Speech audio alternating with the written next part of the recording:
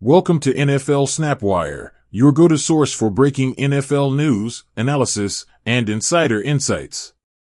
Today, we dive deep into the New York Jets' disastrous 2025 season and why Aaron Glenn's job might actually be safe, according to Esiason.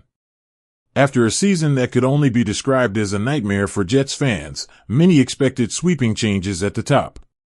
But hold on to your helmets. One of the most controversial voices in the NFL, Esiason, believes the Jets are doing a great job of tanking and that firing Aaron Glenn would make little sense.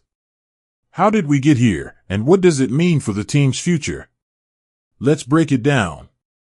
Aaron Glenn arrived in New York with hope and fanfare ahead of the 2025 season. His hiring was met with optimism, particularly because of his defensive pedigree and ties to NFL history. However, optimism quickly turned into frustration. The Jets ended the season at the bottom of the AFC East, posting a 3-13 record and losing 4 games in a row. The losses were not just numbers on a scoreboard, they were humiliating displays, including a 42-10 blowout at the hands of the New England Patriots last week. Fans, analysts, and commentators alike questioned Glenn's leadership and whether he was the right fit to lead a team with a young quarterback in Justin Fields. Fields, expected to be the cornerstone of the franchise, struggled significantly.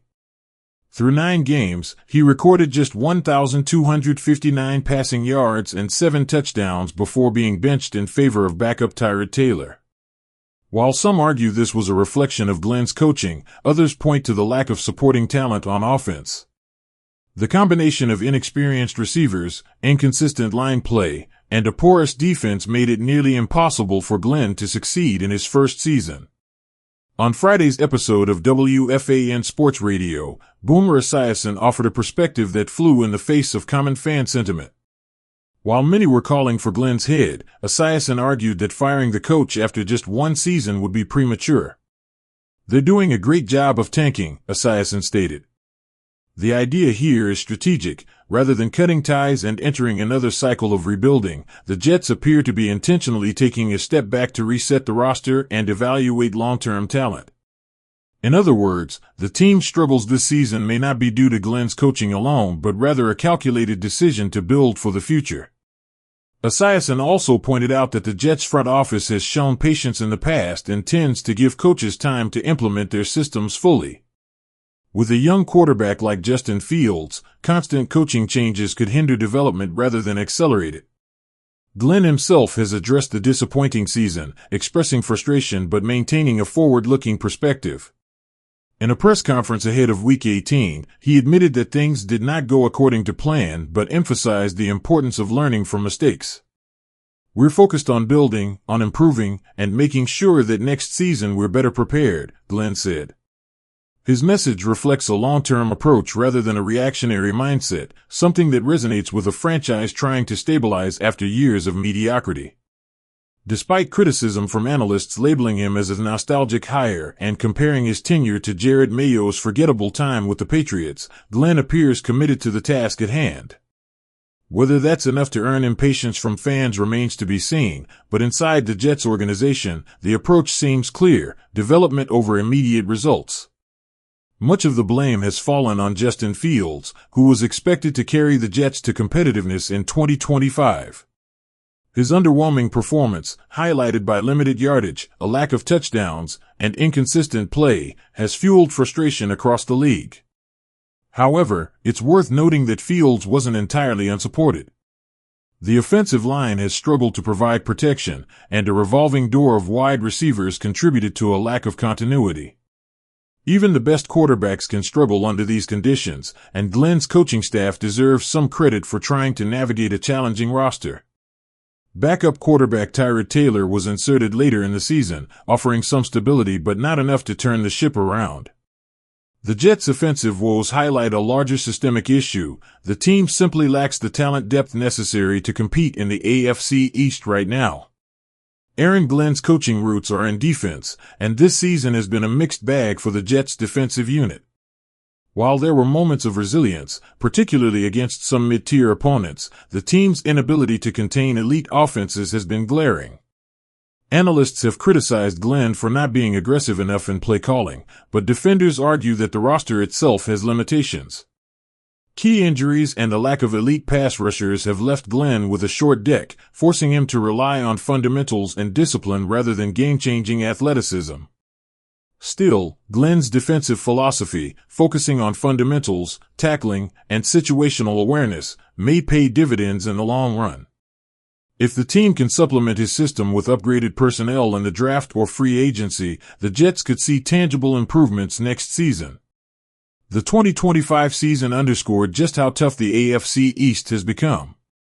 Competing with juggernauts like the Buffalo Bills and New England Patriots, the Jets were consistently outmatched. Their schedule, injuries, and internal struggles combined for a perfect storm of failure. The upcoming Week 18 matchup against the Bills offers one final chance to end the season on a high note, but realistically, the game may serve more as an evaluation for personnel decisions and a test for Fields and Taylor than as a must-win scenario. Here's the crux of Boomer Esiason's argument: the Jets are taking a long-term view. By accepting short-term losses, they preserve draft positioning, evaluate young talent, and give Glenn the chance to implement his vision without the pressure of immediate results. For fans, this approach is difficult to stomach. Losing is never fun, especially when it comes with blowout losses. But in a league where rebuilding can take years, the Jets may be setting themselves up for a more sustainable competitive future. Esiason's use of the term tanking is deliberate. It's not about giving up but strategically leveraging the season to create advantages for the future. And from that lens, keeping Glenn may be the smart move.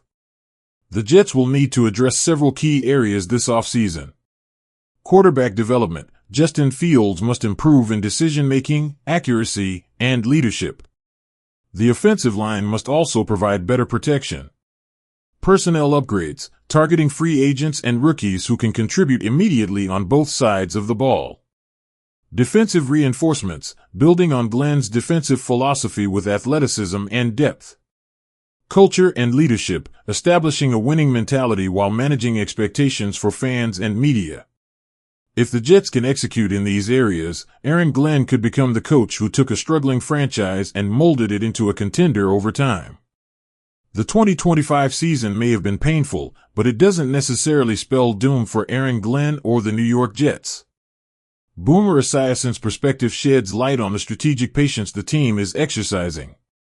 Firing Glenn now could disrupt long-term plans, while sticking with him allows for growth, talent evaluation, and hopefully, a return to relevance in the AFC East. We'll be watching closely as the Jets wrap up the season against the Bills and head into the offseason. One thing is clear: this franchise is betting on the long game, and Aaron Glenn is at the center of it. That's all for today on NFL Snapwire. Be sure to like, subscribe, and hit that notification bell for all the latest NFL updates and insider analysis.